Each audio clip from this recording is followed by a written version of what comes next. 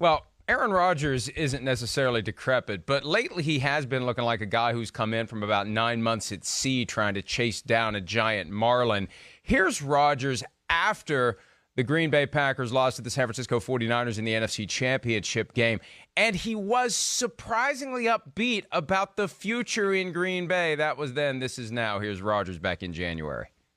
As we move into the offseason now, the reliance is on guys doing their responsibilities and doing their part to be ready for next season. And who knows what can happen. I mean, it's a long year, but this one will always be special because it became fun again. And with Brian adding pieces as he did this offseason and will continue to do, I said it last week, the window is open for us. And that's the exciting thing. Oh, he continued to add pieces for sure. He added some pieces, Big Cat. Mike, I'm not going to make fun of his beard because I am on that path with what's going on. No haircut, no beard. I see you're still getting a haircut, but yeah, I have not had a haircut. I haven't had a haircut in 6 weeks. I haven't had a haircut in 6 weeks. It's just gel, copious amounts of gel. I'm telling you, I haven't had a haircut in 6 weeks. Yeah, oh, okay. I don't believe that, but let's talk. I don't care if you believe me or not. It's the truth. It would be so great after the Dak Prescott thing if someone caught video of you at the barbershop in West Virginia. Oh my gosh, if I could root for one story this year. But let's talk a little Aaron Rodgers because I haven't seen you since the draft. Obviously, this was the first topic here. It's crazy, really. Even a week removed, that the Packers didn't do anything to try to help themselves next year when you have a window with a quarterback like Aaron Rodgers. And even if he's taken a step back, which he probably has because he's not the same like MVP Aaron Rodgers, it doesn't matter. You have this window and you're basically punting by getting redundant positions both at the quarterback and the running back. It's crazy. It really is. Well, and what really stunned me was the comment from GM Brian Gutekunst after rounds 2 and 3 when they didn't draft a receiver. I mean, they were the team most likely to take a receiver in the aftermath of trading up to get a new quarterback. No receiver in round 2 or 3, no receiver at all. But after the second day of the draft, Gutekunst said that they want to set everything up to go through the running game. And Big Cat, I think what happened is they went out to Santa Clara, got the crap kicked out of them by the 49ers and that running game, and Matt LaFleur, the coach of the Packers, emerged from that experience saying, we need that. Not we need a better run defense or we need a more dynamic passing game. We need what they have in the running game, and that's going to be our focus, and that's the moment that the switch flipped for the Packers. We found out about it last week. It's been percolating for weeks, and now they begin to implement the plan. So not only did the 49ers beat the Packers soundly that day, they also kind of broke their brains a little bit and forced them to lay the foundation for an eventual divorce with Aaron Rodgers. Which that part is crazy to me, to say we need that running game. The running game that Kyle Shanahan has, one, He has a running game that's unlike anyone else in the NFL. Like maybe you could say the Ravens, but what Kyle Shanahan is able to do, that's more like if you're the Packers GM and you say we need that, well, guess what? You need to go hire Kyle Shanahan. No, it's the coach. It's the coach who wants it, though. The coach wants to be – that's the thing. Shanahan can do it, so Matt LaFleur wants to show I can do it too. It's basic coaching rivalry and ego. Right, and I have a hard time believing that anyone could copy Shanahan's run game to the level of Shanahan. And then two, Kyle Shanahan has Jimmy Garoppolo, who's a fine quarterback, but he's not Aaron Rodgers, and that's just speaking honestly, right? He's not Aaron Rodgers, so why you wouldn't play to your strengths, especially when you don't know how many more years you're going to have. What, like the old saying in sports, flags fly forever. If you don't put it all in when you have the chance to win a championship, if you're constantly saying, let's play for the future, it's that will drive a fan base crazy. And I love it because I love that they picked Jordan Love. I think it's a ridiculous pick in that spot, but it's definitely one of those picks that we won't know if it's good for a few years. And it's almost rooting for Aaron Rodgers to be out the door sooner than later. I think in a roundabout way, the Packers organization looked at what the team did last year and going 13-3 and recognized this team isn't nearly a 13-3 team. I remember being very stunned a few weeks ago when one of the odds makers set the over-under for wins for the Packers this year at 8.5. And I don't know, maybe they had a crystal ball at the time, because after the draft, I'm thinking maybe it is more like an 8.5 win team, not a 13 or a 12 win team. But they overachieved last year. Matt LaFleur picks up a lot of equity. He's got some poker chips he can spend now. And I think between LaFleur and Gutekunst taking a little bit of that political capital and pushing things toward having a team that will be better over the long haul. That's what they're thinking. I'm not saying I agree with it. I'm saying that's their mindset, that they think it's better over the long haul to lay the foundation to have a team that has a different focus than to just try to get that one last piece that's going to make the difference between getting destroyed by the 49ers and somehow getting to the Super Bowl and winning it. That they must have concluded we're not that one piece away from winning it all with this team. By the way, I just did a French press on TV. I don't know if you saw that. That was fantastic to me. I agree with you, Mike. I understand the thought process that the Packers have. And it actually is the correct one in terms of the worst time to go looking for a starting quarterback is when you need one, right? Teams that are always thinking a couple steps ahead, they're the teams that have long-term success. So the thought process is correct. Where I don't understand what the Packers did, when they took Aaron Rodgers should have been a top pick that slid down the draft board. Remember how the dominoes fell and there was 10 to 15 spots there where it was like, wait, we're doing the math and none of this works out. He's going to keep free falling. That was a different situation where if you're the Packers, you say to yourself, we have to take this chance because the value is too great. Jordan Love, nice guy.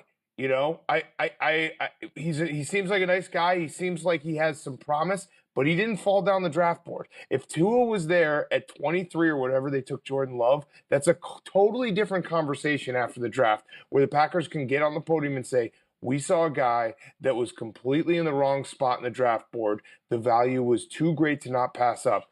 But in this case, it's the exact opposite where it seems like they almost reached for a guy that was probably going to go 31, 32 to get that fifth year, and they traded up for it, and they have Aaron Rodgers. Yeah, that's exactly what Brett Favre said Wednesday on SiriusXM NFL Radio, because the word that he summarized the entire situation with was disrespect. And Favre spoke to Rodgers. Rodgers hasn't said boo. He hasn't said a word. He has been silent for a week, but he spoke to Favre, and then Favre went out and spoke to Rich Eisen and to SiriusXM NFL Radio after speaking to Rodgers. So Favre is saying things that he gleaned from that conversation, and he made that point. It would be different if one of the top quarterbacks fell down into your lap, like it did in 2005 when the Packers were already worn out with this annual Brett Favre will I or won't I retire nonsense. They had to be ready, and here Aaron Rodgers fell into their laps.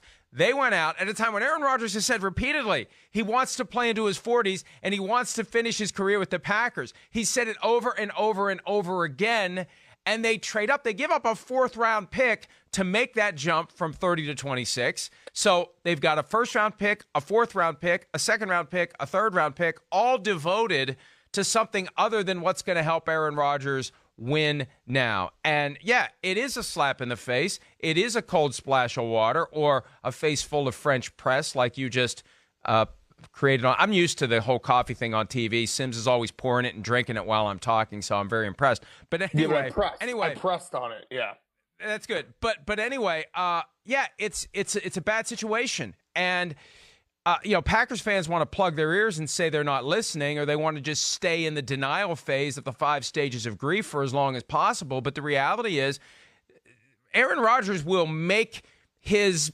displeasure known one way or another, either internally, externally, or both. And everything he says is going to be analyzed carefully by us and everyone else to see what he's really thinking and when he makes his move to get out of Green Bay.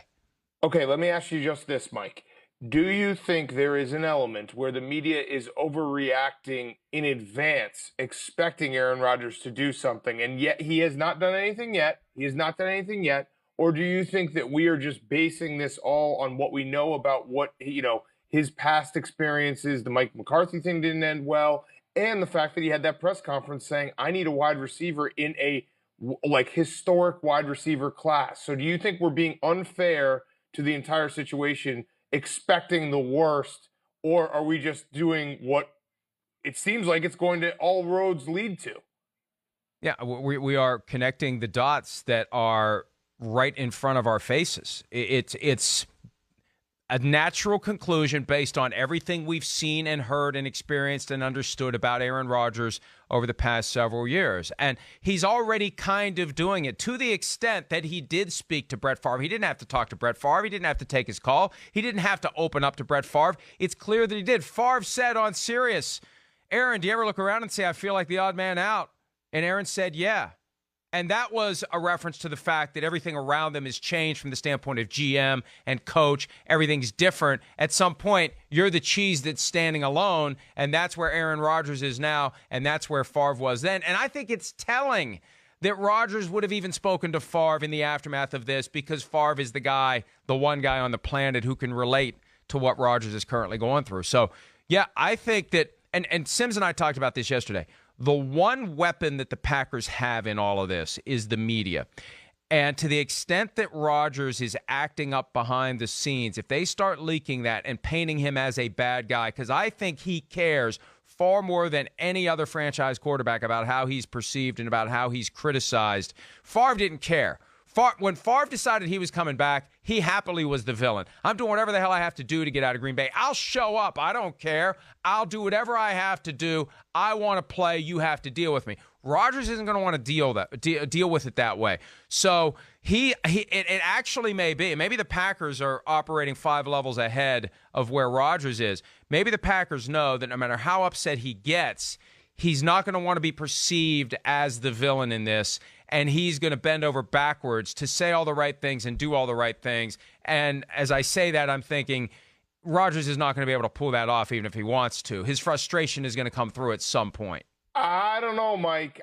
I'll disagree on one point there. If the Packers start the season and they're not playing well, and Rodgers and guys are dropping balls and guys are getting injured and their wide receiver position gets depleted quickly, I think Aaron Rodgers will have a lot of leeway with the general public, especially Packers fans, if he gets in front of a podium and says, I'm trying with these guys, and it ain't easy, and we had the chance to get studs in here, and we didn't do it.